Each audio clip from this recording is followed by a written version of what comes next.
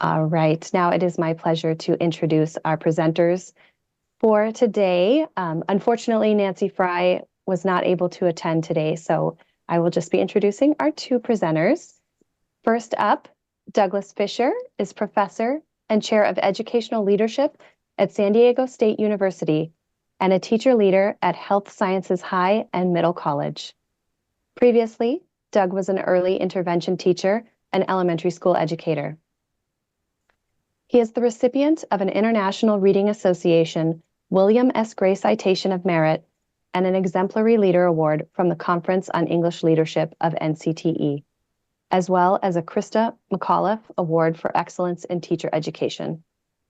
In 2022, he was inducted into the Reading Hall of Fame by the Literacy Research Association. He has published numerous articles on reading and literacy, differentiated instruction, and curriculum design, as well as published many books such as PLC Plus, Visible Learning for Literacy, Comprehension, The Skill, Will, and Thrill of Reading, How Feedback Works, Teaching Reading, Teaching Students to Drive Their Learning, and Welcome to Teaching. Doug loves being an educator and hopes to share that passion with others. Thanks, Doug, for being here. Next, I will introduce Meghan. Meghan Hargrave is an experienced educator with over 15 years in the field. After being a teacher leader in the classroom, she moved into educational coaching and consulting, where she supports hundreds of K-12 schools and districts worldwide. Her work has always focused on important instructional shifts in education and practical ways the educators she supports can embrace these shifts effectively, which has included the integration of artificial intelligence tools in the classroom. She is ChatGPT, Google AI, and AI for Education certified, in addition to working closely with thousands of educators on how to implement these tools in the classroom. She's an international presenter, has taught pre-service teachers at Columbia University's Teachers College, regularly contributes to popular educational publications, and is known for sharing innovative and effective classroom strategies via social media at Let Me Know How It Goes. Thank you, Meghan, for joining us. And with that, we'll get started. Beautiful. Thank you, Meghan. Yay. Thank you, everyone, for being here, for setting aside time in your afternoon or evening, depending on where you're at, morning, afternoon, or evening, I guess, if you will. We are so excited to walk you through some of the things that have us most excited about AI in the classroom. Just one quick logistical thing before we get started. During tonight's session, we wish we could walk you through all the available AI tools there are out there. We will not have time for that tonight, but we are going to lean on two specific sites, and there'll be an opportunity to try a few things out alongside of us. So just to cue it up right now, the two sites that we are going to address or show some modeling off of our ChatGPT. Many of you might be familiar, and if you're not, that's okay. That's why you're here tonight. And Magic School. So those are the two sites. You've got the web address below there. No worries. If you prefer to just sit back and keep some notes on it, great. But if you want to open up those screens now so you could jump in during the try it out part, that would be beautiful. Awesome, Francesca. Yes, we love Magic School. There's lots of other great tools that are out there. These are just two that we're going to lean on heavily tonight. And I should say, I'm presenting from the East Coast. So if I say tonight, it's just because it's where I'm at right now. In terms of how we're going to tackle the presentation, we've already started the conversation. We're going to do one more quick thing to just kind of get a pulse on where people are at when it comes to your AI journey. We're going to do a section on getting to know artificial intelligence. What is it and what do you need to know as educators about it? We're going to have a section that's going to address one artificial intelligence assisted teaching function and another. So we're going to tackle two of them. And last but not least, we're going to debunk some myths. We're going to look at some myths versus facts. And in addition to testing your knowledge, hopefully give you a little something to think about as you walk away. I think that's it. We ready to go, Doug? Ready. So let's start. And in the chat, the first thing we're going to ask you to do is to flood our chat momentarily. We encourage you to talk amongst each other, but for this specific share, we'd like everybody to think about where you're at on your artificial intelligence journey. Now, what's interesting about this is you're going to define the scale on your own. So depending on how you define that scale, you might put different numbers. But if you were to think about where you're at on your artificial intelligence journey, from the scale of 1, novice, to 10, being an expert, what number would you give yourself? And go ahead and flood the chat. You're welcome to add in why. I'm seeing 1s, I'm seeing some 6s, some 7s, some ishes. I love an ish response. 7.5, very precise there. I see a not very trusting. I hear ya. We got to be mindful of the content we're receiving. Beautiful. All sorts of numbers. And I think this is what's been so cool, Doug, as you and I have gotten to know each other and tackled this content together. As much as I think, oh gosh, I know so much about it, then the next thing I know, I'll hear from you or I'll log on to a website and I'm like, mind blown. There's something else that I can tackle, which has been really nice. We're hoping that this afternoon during this presentation, we can move each of you along your progression. That's our hope from this presentation. It's our hope from the book that comes out next week, that wherever you're at, whether you're a 1, whether you're a 3, whether you're a 7, that we're just moving you one tick forward and moving ourselves one tick forward through that as well. So with that, Doug, I'll hand it over to you. Awesome. And I appreciate Katie's comment that how quickly things change in this area tends nearly impossible to be this. Yeah. This grows, the ideas, the innovation, the systems are changing rapidly. So I think we know what artificial intelligence is. We've been talking about this for years. It's the simulation of human intelligence. Most people, when they think of artificial intelligence, think of movies with robots, like Megan or whatever, that robot that was like, at us. So, and that's not what we're talking about. There is that aspect to artificial intelligence. Terminator, yes. I just watched The Creator last month. It starts off with, AI ruined the world. I won't tell you how it ends. But that's what people think about. And the interesting thing for me as an educator is that AI has a lot of potential and concerns and worries, but it is here to stay. And our students, like I'm standing at a high school right now at our school, our students use AI all the time. They need to know how to use it. We need to use it to lower the workload for us and work smarter. So there's all kinds of forms of AI. We have machine learning. That's not what we're really talking about. We have these neural networks, these computer systems designed to imitate the neurons, but that's not what we're really talking about. We're talking about natural language processing, the ability to understand speech. Now, our devices have been doing this for a while. We've been slowly, so those of you who said a 1, if you use a device like this, you're already using artificial intelligence. If you use your GPS to get you somewhere, you're already starting to use artificial intelligence. You might not use it for teaching and educational related things. We're also not talking about robotics today. We're talking about this language, these large language models that help us rapidly create things. The world calls the things it creates synthetic text. So the synthetic text, the responses that we get, we have to evaluate.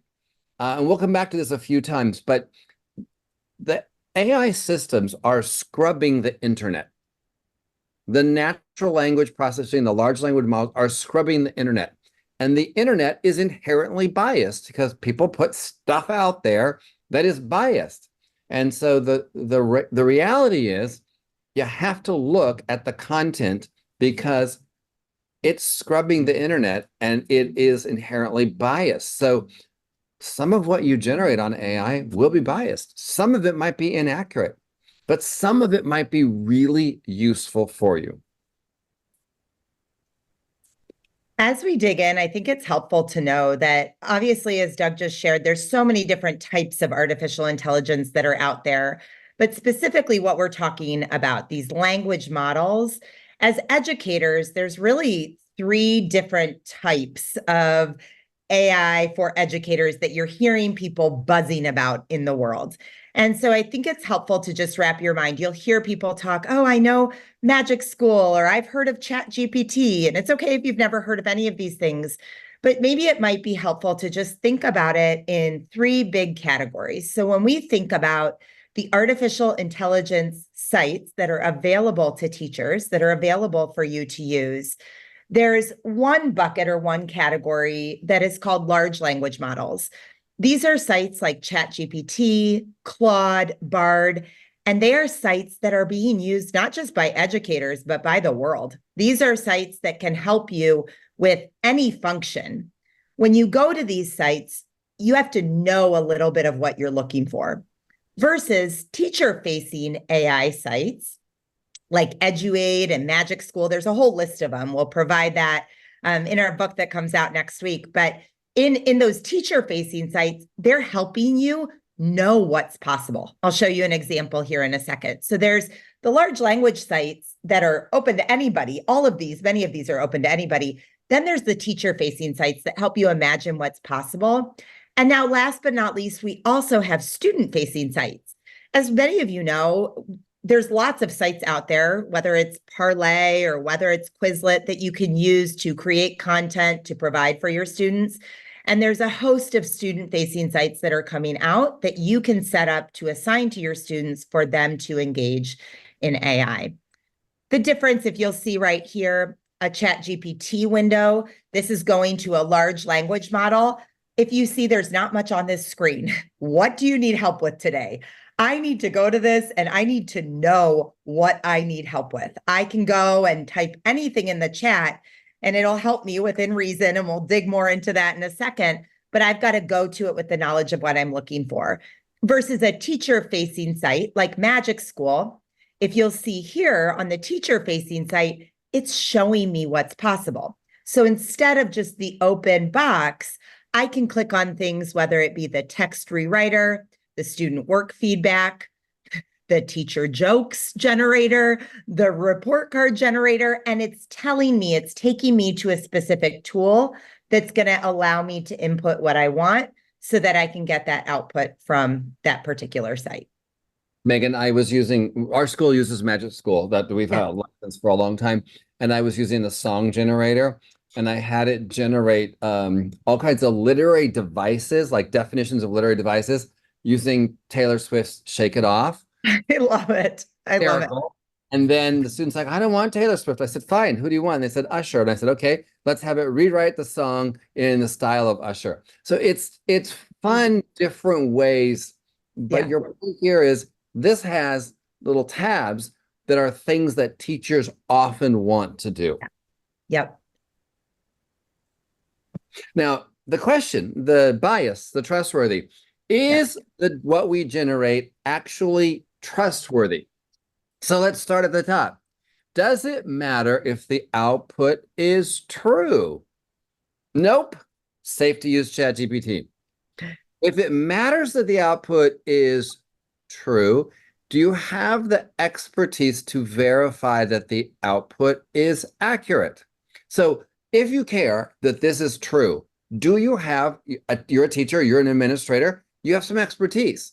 Then if that's a yes, you have the expertise, you go down, are you able and willing to take responsibility for any inaccuracy? If yes, it's possible to use ChatGPT. If you don't have the expertise or you don't want to take responsibility, don't use ChatGPT. It would be probably unsafe. Again, the internet is inherently biased, and these systems are drawing on the internet. What's interesting, though, is they're learning a long time. And my response from a system might be different than Megan's based on my interaction with the system in the past. So I have to say, what am I looking for?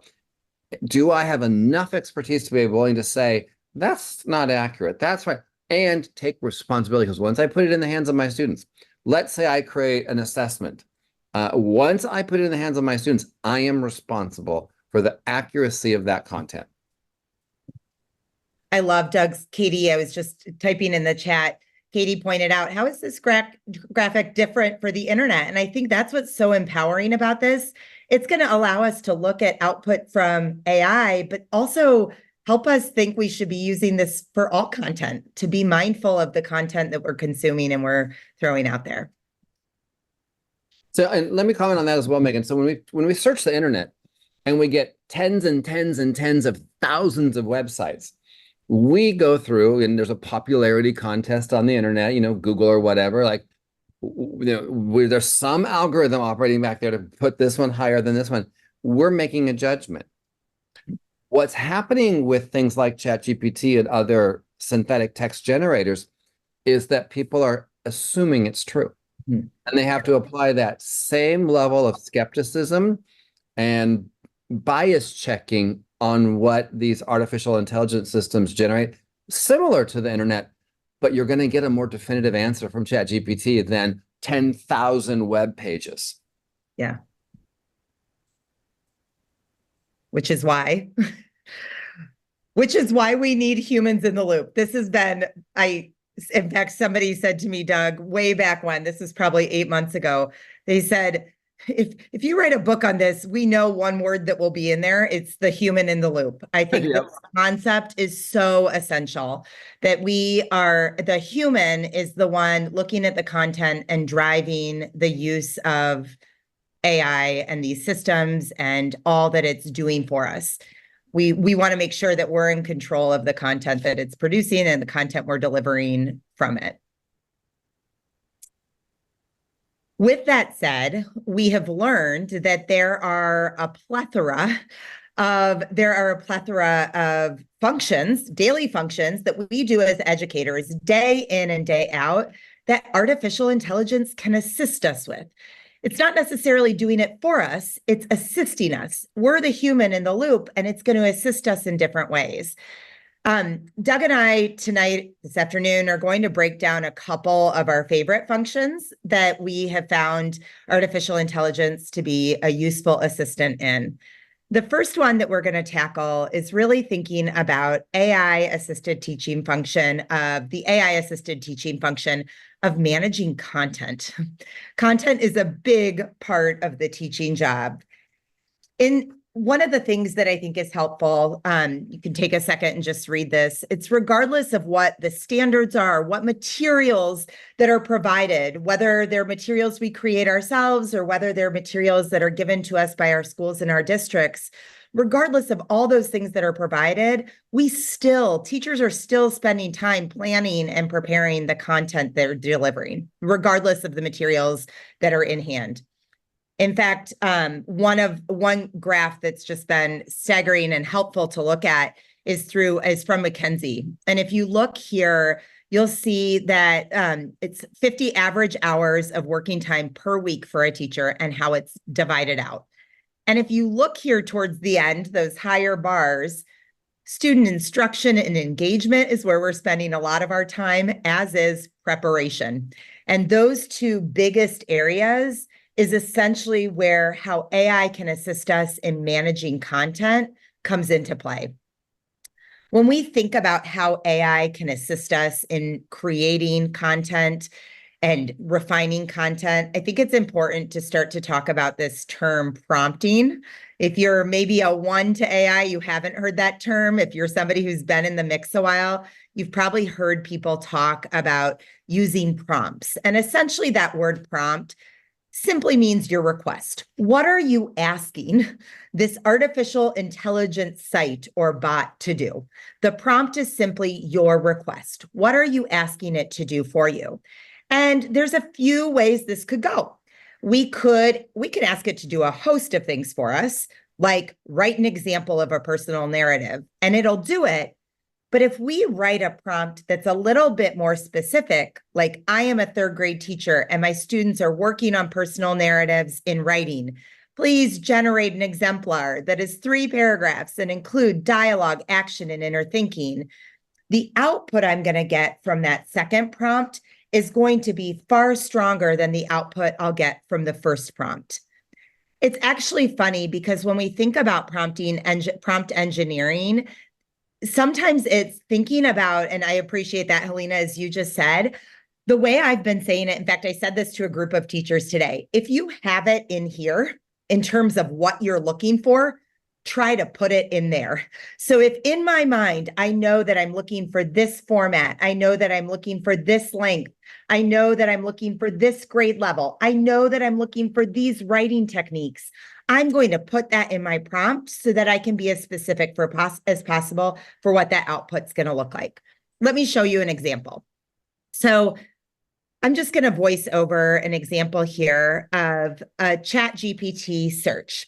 So if I was to go to ChatGPT, an OpenAI site, first I'll just see my little box here on the bottom where it says message ChatGPT, and I'm going to ask it, write an example of a personal narrative to use with my students.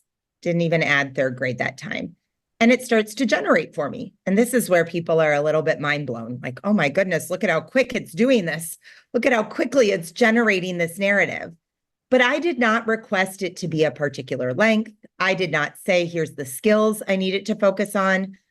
I didn't even necessarily say, here's the things that I want it to do for my students or to model. But it sure goes on and creates a whole piece of writing for me. You can see how quickly it can do that. I'm sure many of you have dabbled in this yourselves. Now watch when I change the prompt to add some more specificity to it. I'm a third grade teacher, and my students are working on personal narratives in writing. Please, I like to be polite to it. You don't have to say please. It doesn't judge, but I like to add please in. I just find myself doing it naturally. Generate an exemplar that is 3 paragraphs. I love to include the length. I think including length has been one thing I've really learned to help get the output I want. So a paragraph, 3 paragraphs. Oh, goodness. Carrie wanted me to add hilarious to it. Carrie, we can send that one to you next. I appreciate that. I would expect nothing less from Carrie Williams. It should be based on a small moment. I added that in there. And then it's going to generate for me. Now, let's say there's a certain interest that your students have, or there's something that will resonate with them from the setting that they live in, or your school or your community. You can certainly ask it to do those things for you as well. So it's pretty cool to just think about how we can prompt AI to generate content, but it's also essential that we're really mindful of the input we give to AI will be a direct correlation to the output. The better our input, the better the output. So you're really inputting this information to a chatbot, and then it's outputting that information to you. Take a second. If you have ChatGPT open right now, I love that you guys are sharing with each other other ideas. It can do so much with content. We have a whole section dedicated to it. It's amazing. So please keep sharing those ideas. If you have a second now and you have ChatGPT open, go ahead and try it out. I like to use just even a sentence stem like we would for students. I'm a blank teacher. My students are working on blank, in blank. Please generate blank that is blank and includes blank. So go ahead and play around, especially if you're brand new to it, going to ChatGPT and just see what it can produce for you. You might even get something to use in class tomorrow. Doug, you want to walk us through, somebody brought up success criteria, and I love that. Because somebody already added it in the chat, and Doug's going to walk you through next an additional way that we can use ChatGPT. Yeah, so here's another example of this is my screen cast. Oh boy, one second. Yep. I forgot. So I was thinking about it, and Carmen said something about prompt engineering is a really important skill that we need to develop. And here's some of the things I've learned about prompt engineering. When we search the internet, so here's ChatGPT. I'll come back to this. Oh, sorry. I apologize, Doug. You're good. You can play this, and I'll come back to the prompts because I've learned a lot about prompts. Okay. And then I'll let you add on to the prompt. I'll keep playing here, and then we'll go. And then I'm at how do you teach about the human? You can say a typo, human heart in 10 days. Develop lesson plans, and it does it fast. Now, it gives me not a lot of detail. It says, here's your objective, here's some activities, here's the homework, but it lines it out in a pretty logical flow. And these are things that science teachers were like, yeah, this is really good. I would do this. They didn't like, I don't like a guest speaker on day 9. Why am I doing a guest speaker? I have 10 days of lessons. No, I probably don't want to do a whole day. And then I have to go find the guest speaker, prepare the guest speaker, make sure the guest speaker has, fingerprints done, blah, blah, blah. So, but then I said, what would success criteria, well, I said critter first, criteria for each day look like? And instantly it gives me 3 success criteria for each day of the previous lessons. Now, here's the thing about it. On average, 80% of what we get from these systems will be useful. On average, 20%, and there's been some people studying like the output, on average, 20% is going to be biased or not useful. Some of the success criteria here are more about compliance with a task. I don't want that. That's not how I think about success criteria. So I have to interact with ChatGPT saying, no, I don't like this. This is more of a task. Replace this one. But in a matter of seconds, I got 30 success criteria. That's a job teachers have to do all the time. How do you know what learning looks like? What's the success of learning? How do I measure that? I find when you do this with your team, let's run some success criteria through a system like ChatGPT. Let's meet as a team. And it's so easy to say, well, this one's not very good, but this one's actually useful. And this one's, we could change it. It's so much better than teachers coming to the table with sample success criteria and no one wanting to hurt any feelings saying, that's not very good. But if it's ChatGPT, we can say, ChatGPT doesn't know any better yet. So we will help ChatGPT make better success criteria.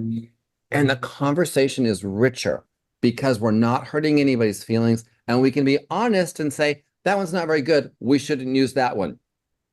You can put the specific standards in if you want. You can put your grade level in if you want.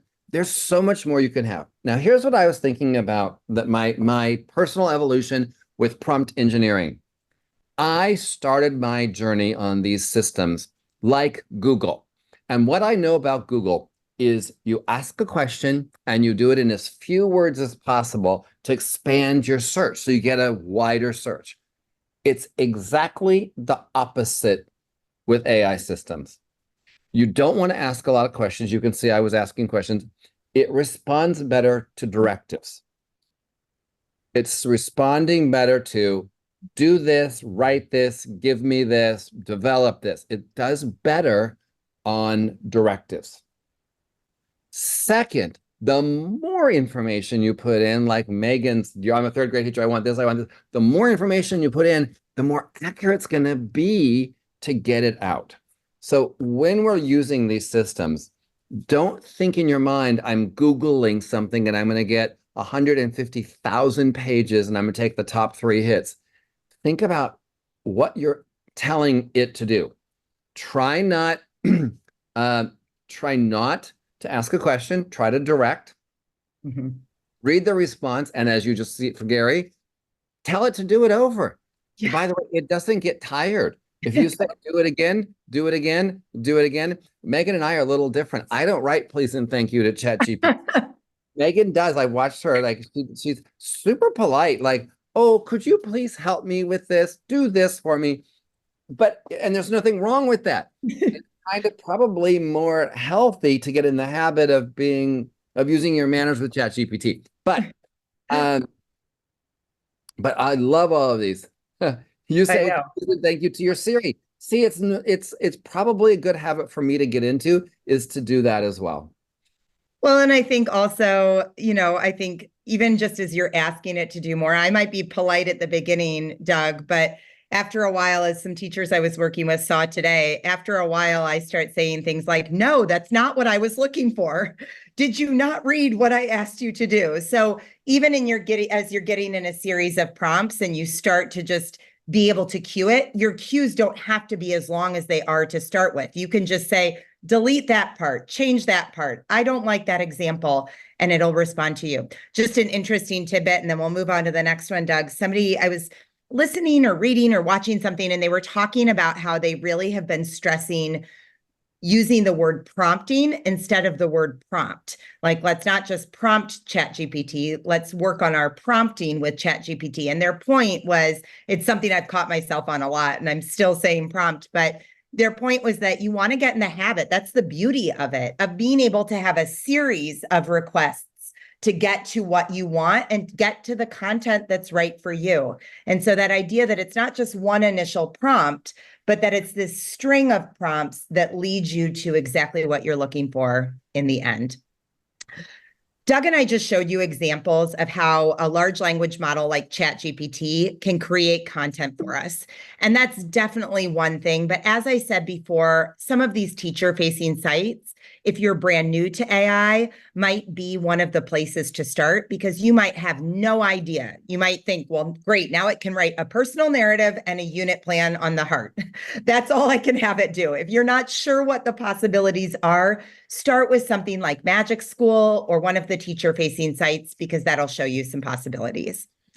When it comes to the content and the managing content, there's a lot of things that we've tackled, Doug and Nancy and I have tackled in terms of how AI can assist. We just showed you how it can generate content, but it can also organize content. It can revise content. I love this one. Doug, the other day I was working with, actually Gary, he might be on here, but he said, I just need to change this worksheet a little bit. And I'm like, great, copy it, put it into ChatGPT and tell it what you want it to revise it for. Tell it to give extra practice of this or to change the wording of that. It was pretty cool. And then it can also consolidate. Go ahead.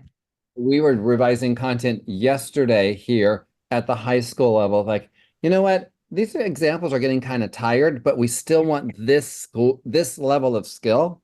And another example quickly on this, we got an email last week that the Peterson Museum in Los Angeles has an exhibit of the Green Book traveling, and it's going to end by March 10th. And the 9th grade team, Ethnic Studies, said, we want to go. We want to go to the museum. We want to go to the Peterson. It's a famous car museum, and we want to see the Green Book exhibit. And they went on these systems, and they asked it to generate appropriate content for ethnic studies, not for language arts, not for US history, for ethnic studies, that students could get background information on the Green Book. They then had some writing prompts, but they didn't really like them. So they then went back and said, let's revise the writing prompts for a very specific experience. It also created a treasure hunt through the Peterson Museum for students. It was incredible. Amazing. It has way more stuff in it, like the Scooby-Doo car is there. The DeLorean from Back to the Future is there. The car RFK was in on the day he died is there. There's the super muscle cars, the fast ones. But it did all of this. And these teachers did not have a lot of time between last Wednesday when they got permission to go and today when they took their students. What a great use. I love it. Can we move on to the next AI assisted function for tonight? And again, there's many of them. We are just choosing to highlight a couple, but the second one we want to highlight, there's how it can generate a lot of content for us. And then another function that we've really been thinking about is how AI can assist us with assessment. And I think I'll say one quick thing and then I'll hand it over to you, Doug, to start this one. Obviously, it can create assessments for us. It can modify assessments. So what we just did on content, it can certainly do those things for us when it comes to assessment as well. And assessments are another job for teachers that takes time. Mm-hmm. And it takes time away from our interactions with our students.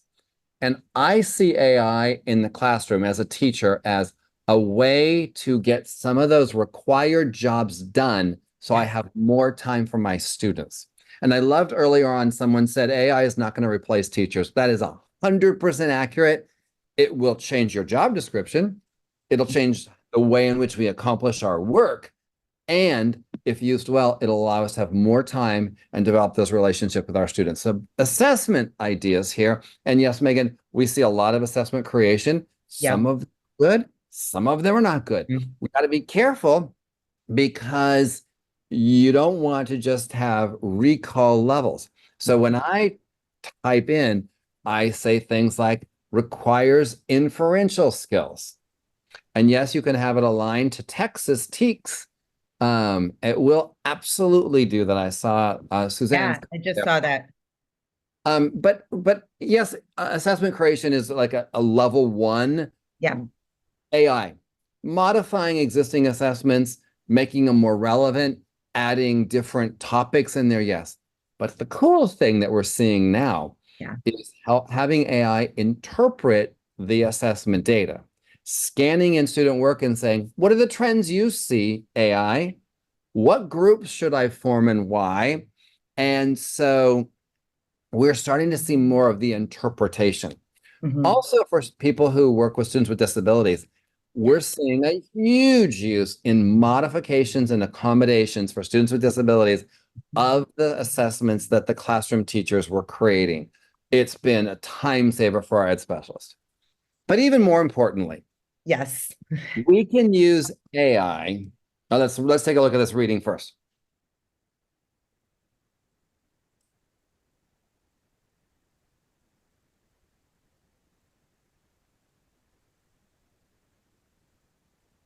And Katie wrote about the ethics of student work. We don't put any names in.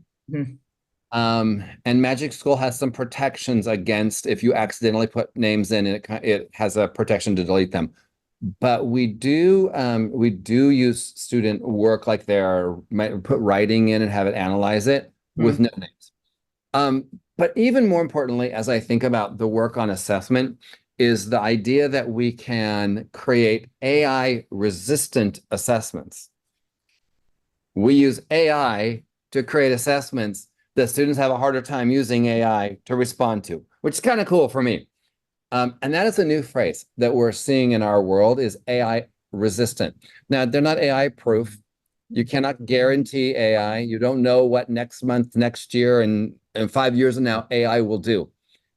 But as teachers, we can start to think about how AI could be used, and that the students we could recognize, go to AI, get this, and then show me what you did after it, and AI resistant. One of my favorite assessments happened to occur in mathematics. The system generated all kinds of math problems aligned to the standards and the answers. And the teacher handed out a math assessment completely done. Finished. Here it is, students.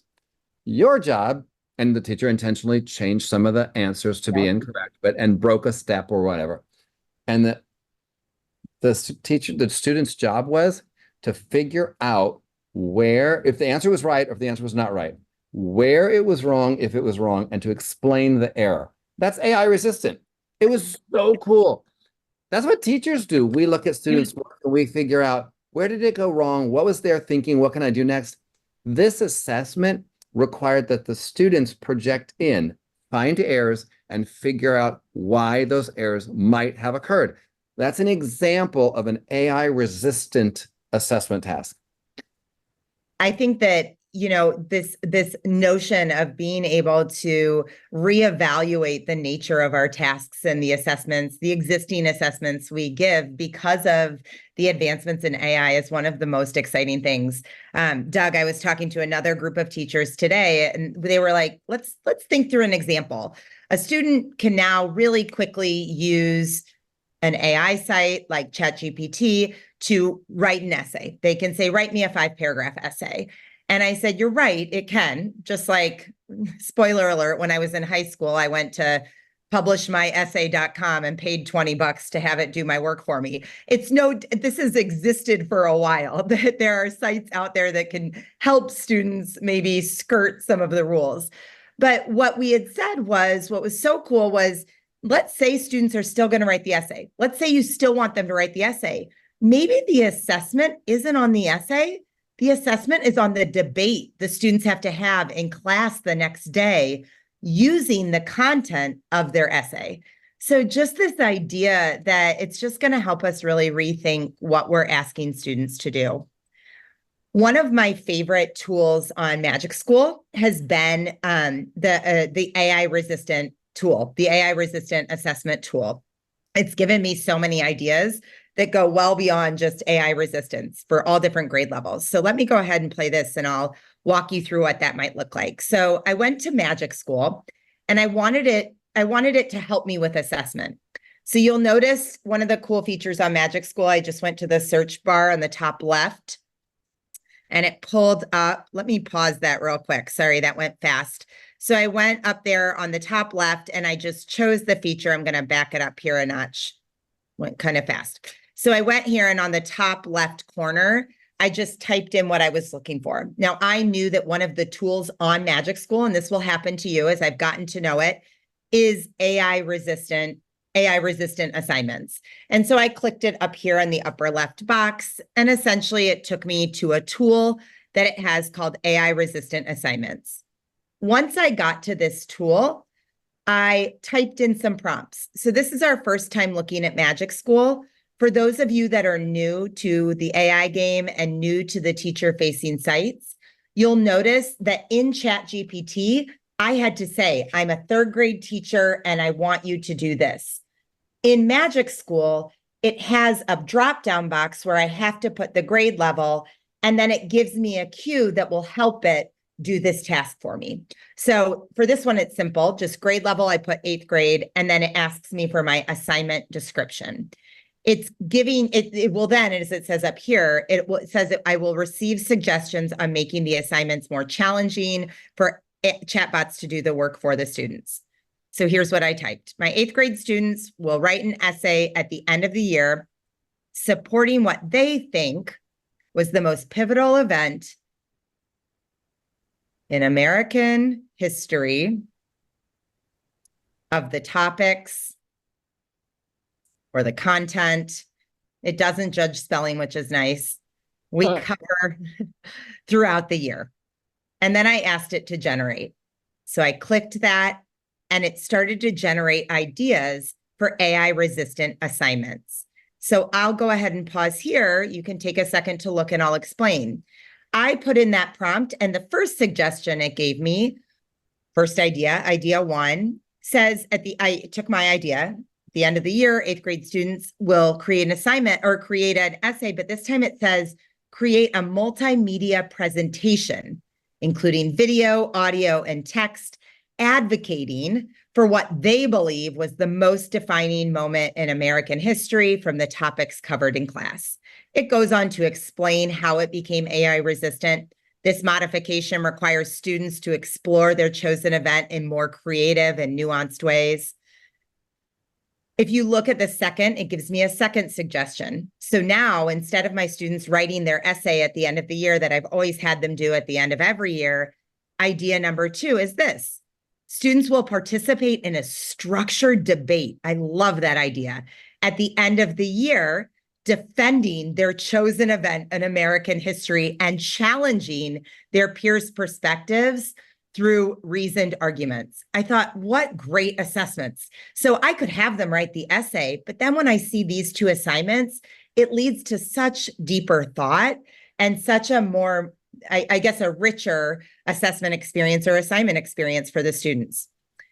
If you want to take a moment right now, you could try this out on your own. If you have Magic School open, there's a ton of tools on there. So go ahead and see if you can just find the AI resistant tool to start with.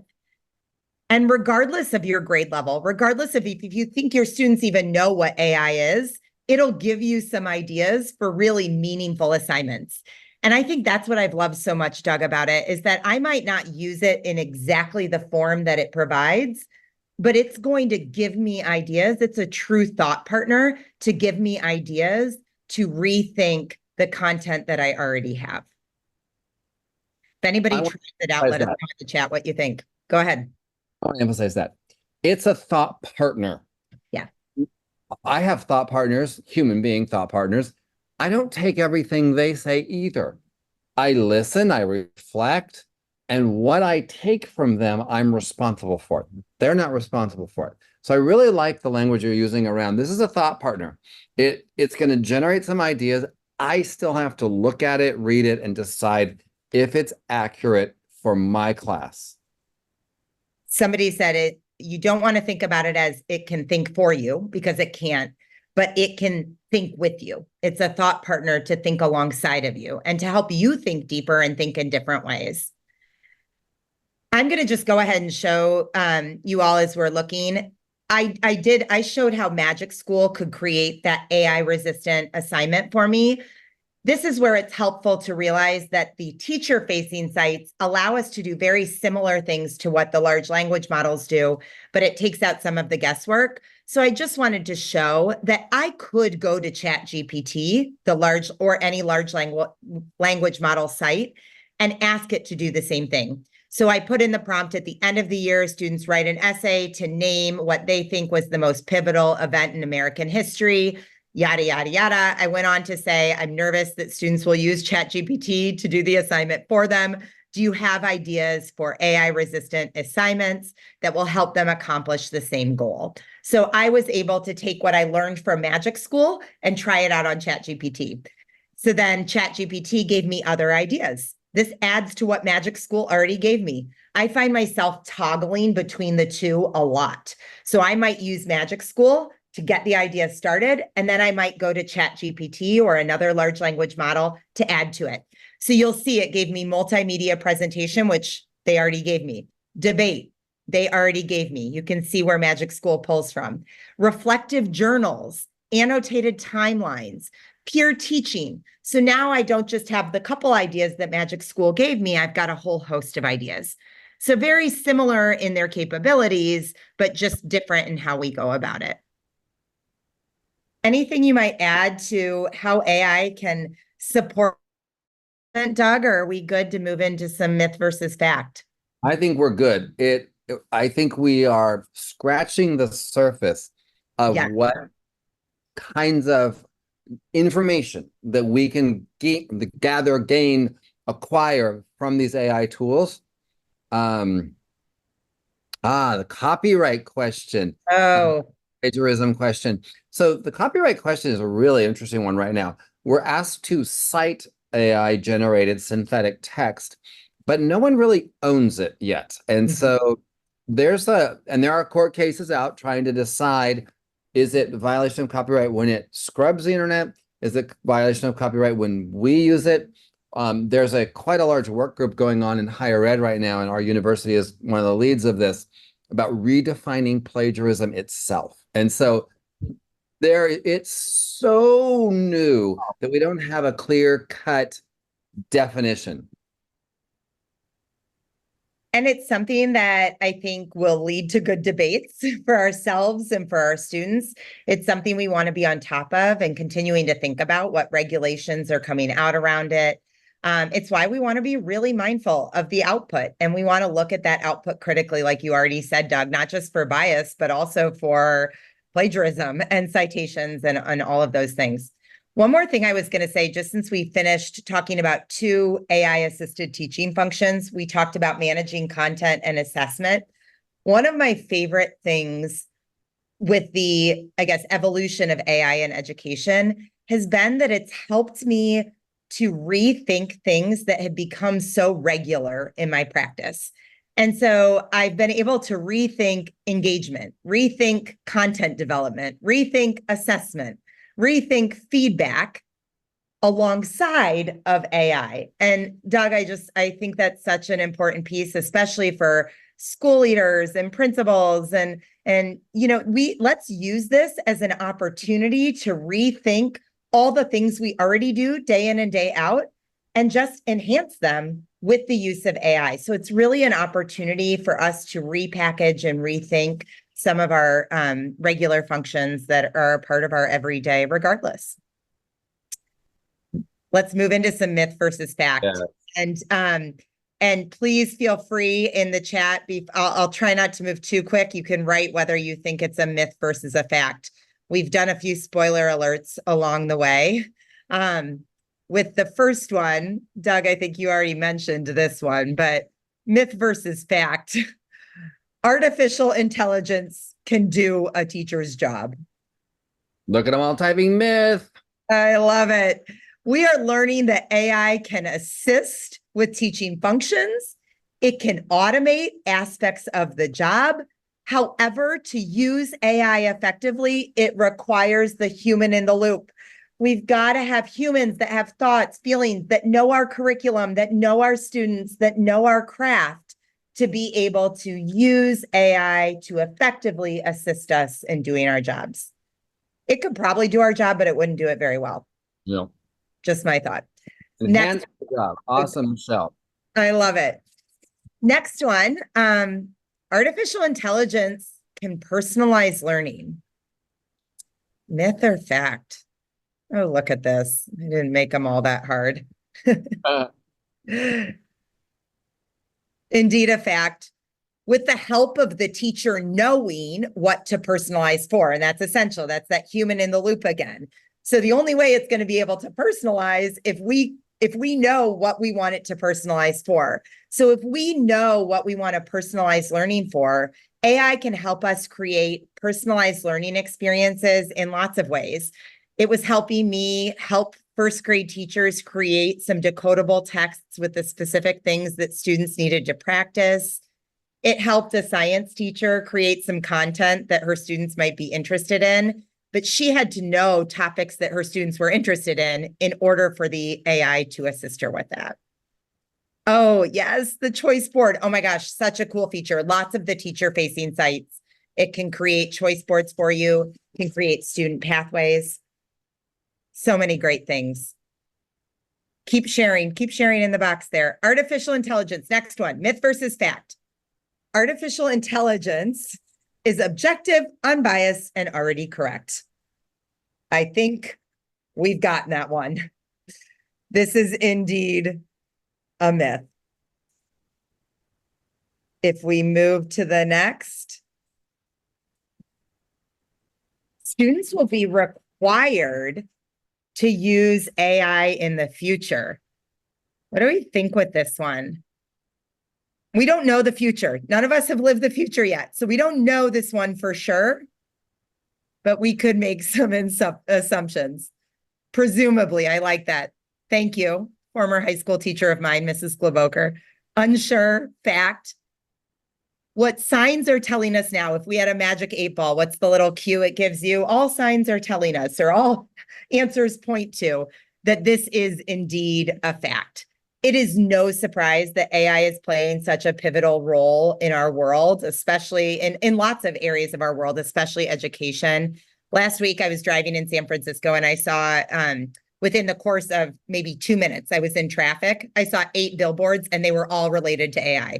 Now, granted, it was San Francisco, but I think this will be our students' jobs. This is the world they live in. And so I think it's, really exciting for us to think about how we can prepare our students for their future by thinking about how we can support them with AI and integrating it and getting to know it ourselves. Megan, I'm thinking about a conversation we had a long time ago about the technology comes in, everyone freaks out, they start making prohibitions, there's protests, all the stuff that happens when this new technology comes in and everyone's like, oh, I don't want to use it. I can't use it. Everyone, right? And your question about will it be used in the future? That example of the technology coming in and everyone freaking out and protests and walkouts and policies occurred in 1830 at Yale University when they installed chalkboards. And chalkboards were around for a really long time until we replaced them with dry erase boards and smart boards and things like that. But we get uncomfortable when, and you all can Google 1830 chalkboard rebellion at Yale University.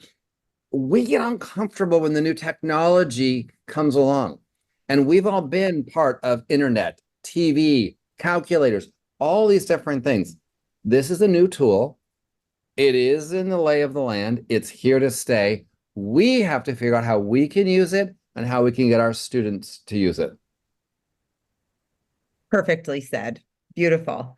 That chalkboard one, when you shared that with me, I had to go, you guys can go Google it. I'm like, really? That was a thing? So Doug told me and I had to go dig into that, but fascinating to read about. Thanks, Carol. Yes. This one might be more of my opinion on the answer, but I'm going to stand by it. I'll see what you all say. It is best to buy, and there was some chatter about this in the chat earlier about paid subscriptions. it is best right now, today, to buy the paid subscriptions available to artificial intelligence sites. Oh, I love that somebody said, hopefully not. Gosh, I hope not. And 100%. I think one of the best parts about where we're living in the AI world right now is they want you to go to their sites. They want you to use them. They want you to get to know them. Now, on many of these sites, you can pay for a paid version to get additional features. But my suggestion is right now, see this as a myth. Get to know these sites. Get to know what you like about them. If you know what AI is capable of, a lot of it can be done on the free tools that are available. Now, an example for me is I started to love Magic School, and I was using it a lot. EduAid was another example for me. And it was something that I was finding myself, I kept wanting those extra little features where it said, click here for the premium version. And I thought long and hard about it. I didn't do it right away, but over time, I started feeling myself doing that a few times. So I made the choice to pay for that. I think schools and districts will probably start talking about some of these sites that might be best for you and your schools and districts. But for right now, use the free versions, get to know it on those free versions, and it'll go a long way. Anything you want to add to that one, Doug? Good. No, I'm agreeing with you. Yep. Beautiful, Jennifer. Magic School, and I love Magic School. If we didn't have it, I probably wouldn't pay my subscription yet. Yes. Because there's so much out there for free. Yeah.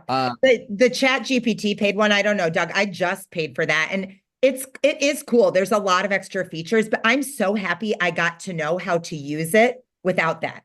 Like, I'm so happy that I got to know it at its most basic form before I started digging into all these cool extra features. Last but not least, this could be some controversy. What's it going to be? The last one is using artificial intelligence to complete an assignment is not cheating. Oh, some of you hit where I was going to go.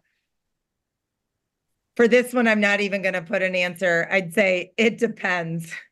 I would personally actually lean more towards fact than myth here. I think there are many really smart ways students can use AI to work more efficiently. In fact, in higher ed, Doug, you and I were talking about this. Students are being permitted to use AI on assignments, and it's telling them at what level they can use AI. And so it is actually something that they are being encouraged to do in many higher ed settings, in which case we would say that it's not cheating necessarily to use AI to complete an assignment. However, we have to be mindful about how students are learning to use AI. There's a couple things. Much of what we're talking about is how you all can use it as educators. But I think it's important that we teach students how to use AI effectively and responsibly.